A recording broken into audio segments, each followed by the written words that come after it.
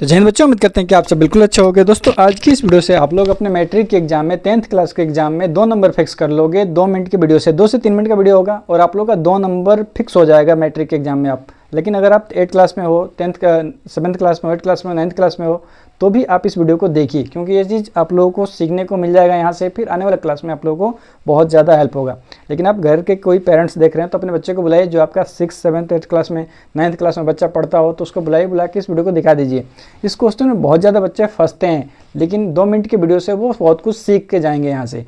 तो 1 मिनट बुलाकर इस वीडियो को आप लोग दिखा दीजिए और दिखा करके या फिर आप खुद समझ करके बच्चों को समझा दीजिए। तो देखिए किस तरह से इसको सॉल्व किया जाएगा। बहुत ही अच्छे लेवल का ये क्वेश्चन माना जाता है। अब देखिए क्या है, बिहार बोर्ड का क्वेश्चन है जो एग्जाम में आ चुका है पहले भी। अब यहाँ पे क्या कह रहा है कि 2 संख्याओं का योगफल 1000 है।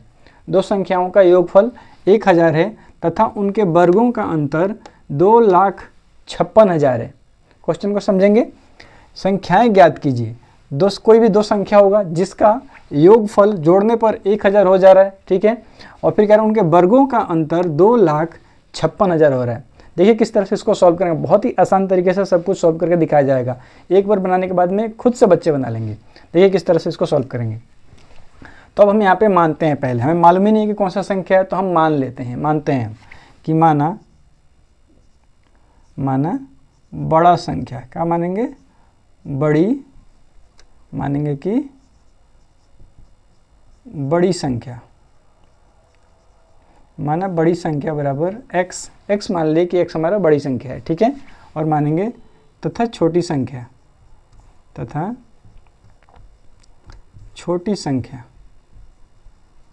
बराबर हम y मान लिए कि बड़ा संख्या हमारा x है और छोटा संख्या y है। और यहाँ से लेकर के अब क्वेश्चन को हम चलेंगे। तो हम चलते हैं प्रश्न से। यहाँ पे क्या लिखेंगे? प्रश्न से, ठीक है। अब चलते हैं। कह रहे हैं कि 2 संख्याओं का योगफल 1000 है और 2 संख्या कौन कौन सा माने हैं? x और y को हम माने हैं अपना संख्या। तो हम क्या लिखेंगे कि x प्लस y बराबर कितना? 1000। कह रहे हैं कि 1000, 2 संख्याओं का योगफल 1000 है। 2 संख्या को जोड़ने पर 1000 हो रहा है। ये हमारा हो गया फर्स्ट समीकरण, पहला समीकरण हम इसको मान लिए। फिर कह रहा था कि उनके वर्गों का अंतर 2,56,000 है। उनके वर्गों का अंतर यानी कि इन्हीं दोनों संख्याओं के वर्गों का अंतर। वर्ग मतलब स्क्वायर, तो ये क्या हो जाएगा? x² माइनस y² बराबर, क्वेश्चन कह रहा है कि x² मतलब y², 2 संख्याओं के वर्गों का अंतर कितना है? 2,56,000 है। तो क्या लिखेंगे? 2,56,000। अब ये x² माइनस y², ये एक सूत्र पे सेट होता है। कौन से सूत्र पे? अगर आप लोग को याद हो तो क्या चीज़? x प्लस y और x माइनस y। ये मैंने पहले ही लिखवा दिया अपने पहले ही क्लास में, तो आप लोग एक बार उस वीडियो को जाकर देखेंगे तो ये सब समझ में आप लोगों को आ जाएगा। x² माइनस y² ये क्या होता है? x प्लस y और x माइनस y का ये सूत्र है, ठीक है। तो इसको जब हम खंड करेंगे, तो इसको जब खंड करेंगे हम, तो इतना ही आएगा, x² माइनस y² आएगा, ठीक है। हो गया। अब बराबर क्या लिख देंगे? 2,56,000, ठीक है। ये हो गया। अब यहाँ पे x minus y, x plus y का, यहाँ पे x प्लस y का मान कितना है? 1000 है। तो ये x प्लस y का मान हम यहाँ पे रख देंगे। तो ये क्या रखेंगे? 1000 गुणा x माइनस y बराबर 2,56,000। और ये क्या चीज़ यहाँ पे गुणा में है, बराबर के बाद जाकर के इसमें क्या कर देगा? भाग लगा देगा। तो ये 3 जीरो से ये 3 जीरो क्या कर देगा? ख़त्म कर देगा। तो 3 जीरो से 3 जीरो खत्म। क्या बच गया हमारा? तो x माइनस y बराबर 256।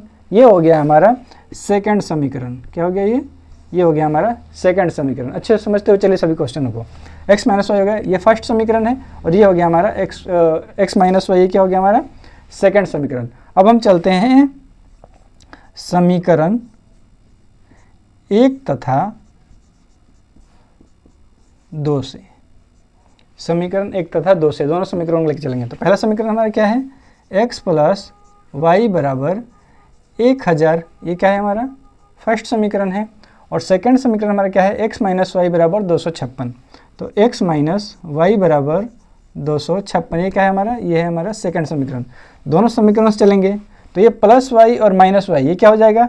y में से y क्या होगा? माइनस होगा। तो y में से y माइनस होगा, तो ये क्या होगा? मतलब कि ये खत्म हो गया। और ये प्लस में, ये भी प्लस में, तो प्लस प्लस प्लस ही होता है। ये दोनों क्या होगा? जुड़ जाएगा।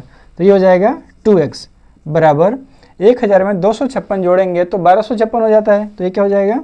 1256 हो गया।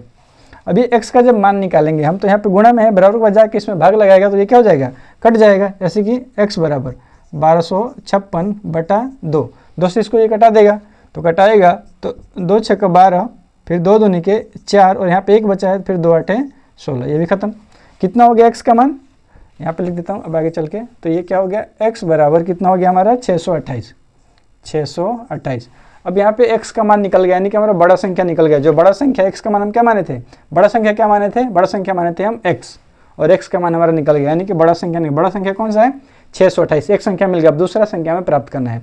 अब दूसरा संख्या प्राप्त करने के लिए हम क्या करेंगे कि x के मान को समीकरण 1 में या समीकरण 2 में किसी में भी रख लेंगे। तो समीकरण 1 में रखते हैं, तो x के मान को समीकरण 1 में रखने पर समीकरण 1 में x के मान को रखेंगे। समीकरण 1 क्या है, ये है x प्लस वाई बराबर 1000। ये क्या है हमारा फर्स्ट समीकरण है, इसी में रखेंगे हम x के मान को। हमारा x का मान है कितना 628 है, तो x के जगह पे, इसके जगह पे हम क्या रखेंगे 628 हम रखेंगे। तो यहाँ पर रख दिए 628 प्लस y बराबर 1000। ठीक है, अब हम y का मान निकाल लेंगे। तो y बराबर 1000, और ये जो 628 है बराबर के यहाँ पे पहले है, और बराबर के बाद जाएगा तो अपना चिन्ह बदल देगा, यहाँ पे प्लस में है, और बराबर के बाद जाएगा तो -628 हो जाएगा। ठीक है, तो ये क्या हो जाएगा, इसलिए y बराबर 1000 में से क्या घटाएंगे 628 को हम माइनस करेंगे, तो क्या हो जाएगा, ये यहाँ से अंक इधर आएगा, तो ये 10 में से 8 गया तो 2 बच जाएगा, 9 में से 2 जाएगा तो 7 बच जाएगा, फिर 9 में से 6 जाएगा तो 3 बच जाएगा। ये क्या हो गया 372। तो यहाँ पे क्या लिखेंगे 372। ठीक है, इसका मतलब कि ये बड़ा संख्या और ये क्या है छोटा संख्या है। तो एक कौन सा है बड़ा संख्या, क्या है बड़ा